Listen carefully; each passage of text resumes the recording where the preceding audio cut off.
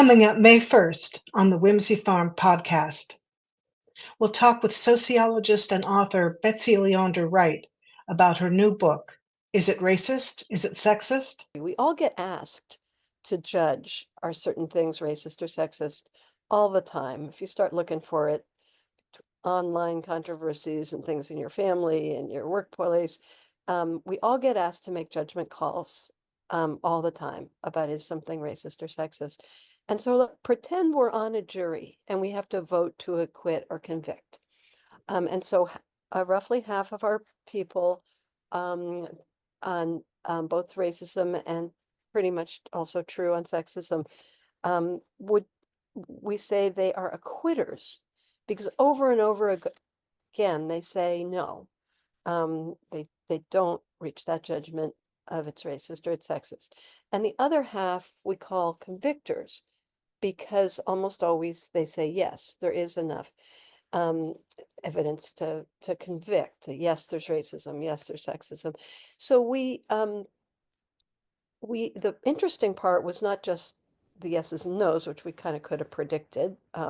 Obviously, the acquitters tend to be more conservative, and the convictors tend to be more liberal in most cases. But why? What's behind? Why would people look at an identical situation, these cartoons with stories attached to them, and reach opposite conclusions?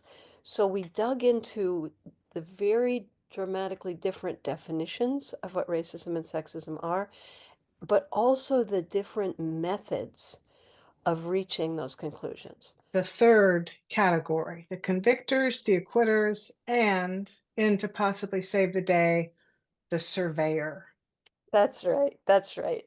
So I say we thought the courtroom is not the right metaphor, and we came up with this metaphor of land surveyors.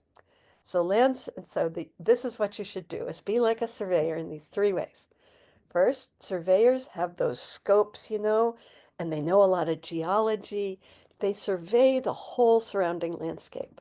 And that's an analogy for knowing the history of racism and sexism in a certain issue, and how it plays out, knowing those big societal patterns of inequality. So that's one thing. You got to do that. The second is probing the ground. They have those little poking tools, probing the ground where the construction is going to be. So you need to investigate the case. You need to gather all the facts. Um, and then third, and most important, you need to work with other people. Surveyors collaborate with architects and construction crews to make a nice sturdy building. So the third thing, whatever you find in your surveying and gathering those two forms of evidence, you then work with other people collaboratively to make things fairer in the future. Please join us May 1st as we welcome Betsy Leondar-Wright. The Whimsy Farm podcast is produced on the sacred ancestral land of the Anishinaabe people. It airs the 1st and 15th of each month. Visit us at whimsyfarm.net for more information and links to previous episodes.